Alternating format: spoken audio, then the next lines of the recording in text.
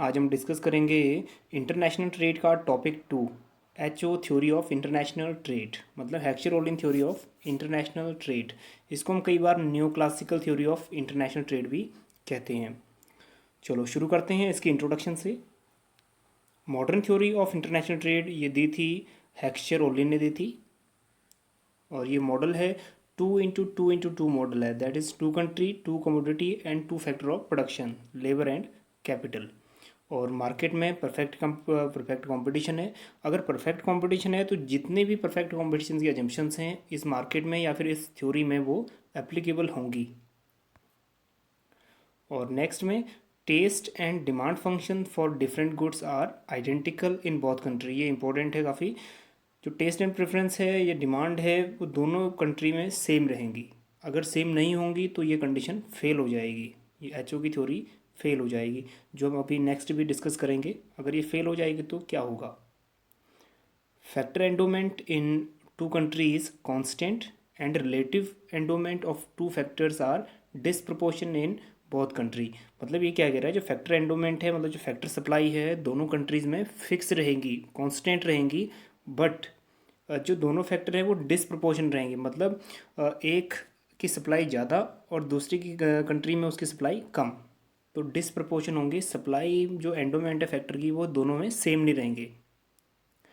Okay, next one, according to HO difference in commodity prices arises because the difference in factor endowment in the country. बिल्कुल ठीक है।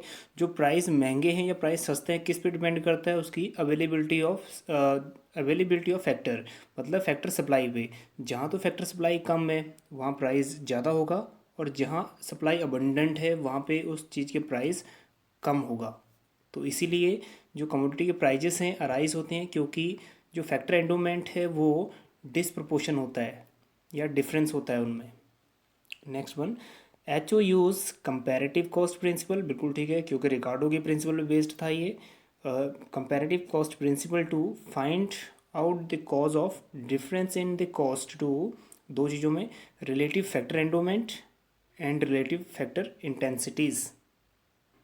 इसीलिए इस theory को हम कहते हैं, it is also known as factor proportion theory and factor intensity theory. और फैक्टर इंटेंसिटी का मतलब होता है the relative proportion in which two factors labour and capital are combined. Next, ये वाली अजम्पशन काफ़ी इंपॉर्टेंट है HO की। इसमें कहता है country which is rich in labour will export labour intensive good. जो कंट्री रिच है या अबंडेंट है लेबर में है वो लेबर का एक्सपोर्ट करेगी, और दूसरा जो रिच है कैपिटल में वो कैपिटल इंटेंसिव गुड्स का एक्सपोर्ट करेगी। तो ये काफ़ी इंपॉर्टेंट एजम्पशन है। और उसके बाद if the consumption pattern in both countries, मतलब डिमांड अगर दोनों कंट्री में सेम है, both countries are identical, then income elasticity for each commodity will equal to unity। अगर दोनों डिमांड या फिर कंजम्पशन दोनों कंट्रीज में सेम है तो income elasticity for each commodity equal to 1 हो जाएगी।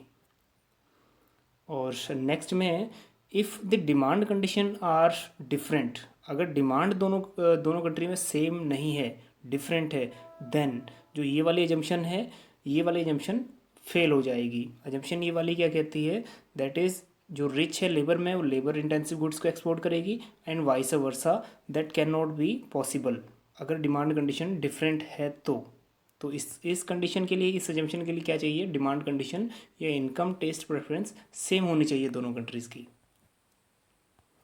ओके, नेक्स्ट वन, जो HO की थ्योरी है ये एक जनरल इक्विलिब्रियम थ्योरी है, और HO theory is based on CES constant elasticity of substitution पे ये बेस्ड है।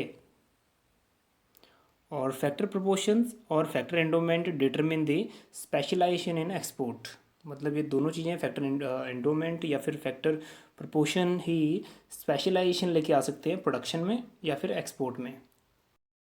Factor intensity do not reversible, ये भी काफ़ी इंपॉर्टेंट एजम्पशन है।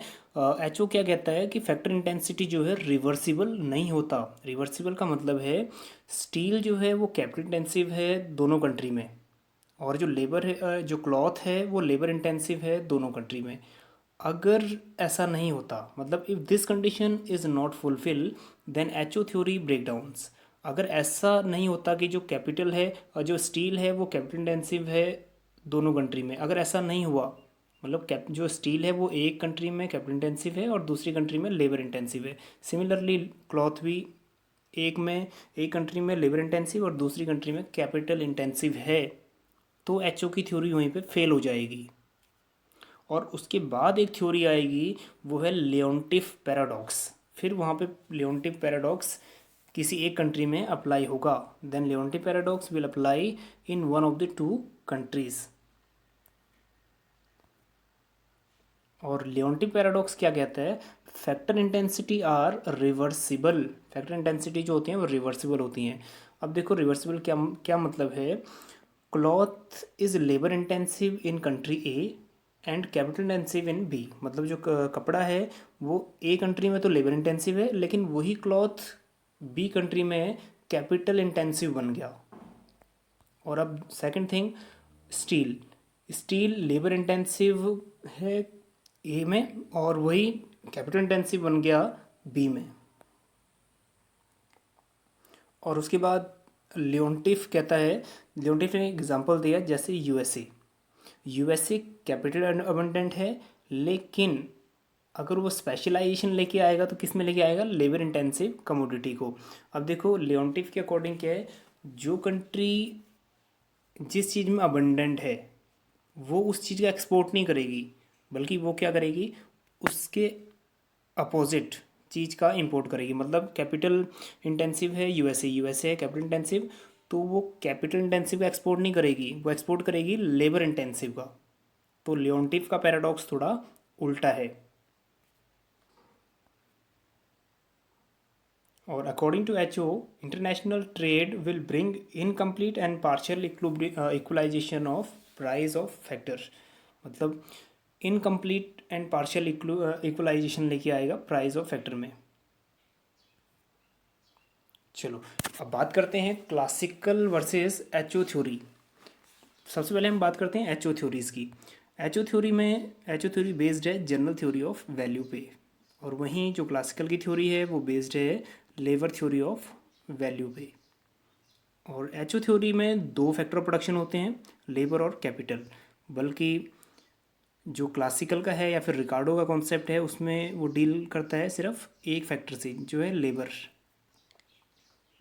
और there is quantitative difference in factor proportion, जो फैक्टर प्रोपोर्शन होता है उसमें क्वांटिटेटिव डिफरेंस होता है, बट इसमें क्वालिटेटिव डिफरेंस होता है क्लासिकल में या फिर रिकार्डो के कॉन्सेप्ट में। Now next one, factor proportion and factor intensity lead to complete specialisation in export promotion. मतलब ये दो चीज़ें हैं जो कंप्लीट स्पेशलाइजेशन लेके आ सकते हैं, लेकिन रिकार्डो कहता है कंपैरेटिव एडवांटेज मे और may not lead to specialisation in export promotion. मतलब कंपैरेटिव जो एडवांटेज है वो स्पेशलाइजेशन ला भी सकते हैं और स्पेशलाइजेशन नहीं भी ला सकते, कोई गारंटी नहीं है। और उसके बाद एक कॉन्सेप्ट है न्यू एचओ थ्योरी। अब न्यू एचओ थ्योरी है, ये दी थी R.E. फेल्वे ने इन 1981 में। और ये जो थ्योरी है न्यू एचओ थ्योरी, ये बेस्ड है इंट्रा इंडस्ट्री ट्रेड के ऊपर बेस्ड है। बल्कि इंट्रा इंडस्ट्री ट्रेड होता है, it is a situation in which same product is exchange between two countries, मतलब उसी प्रोडक्ट का इंपोर्ट भी होता है और उसी प्रोडक्ट का एक्सपोर्ट भी होता है। और बाकी जितने भी अपनी थ्योरीज़ हैं जैसे क्लासिकल, न्यू क्लासिकल, जो एचओ की थ्योरी है ये बेस्ड हैं इंटर इंडस्ट्री पे, बल्कि जो न्यू एचओ है वो बेस्ड है इंट्रा इंडस्ट्री पे। ओके, तो दोस्तों टॉपिक 2 में हमने डिस्कस किया एचओ थ्योरी। अब टॉपिक 3 में हम डिस्कस करेंगे 4 important theories of international trade. जैसे हम यहाँ पे डिस्कस करेंगे 4 इम्पोर्टेंट थ्योरीज को, जैसे factor price equalisation, Stolper Samuelson theorems, Metzler paradox, Lerner symmetry theorem. तो दोस्तों मिलते हैं आपको नेक्स्ट वीडियो में, बने रहिए चाणक्य ग्रुप ऑफ इकोनॉमिक्स के साथ। Thank you.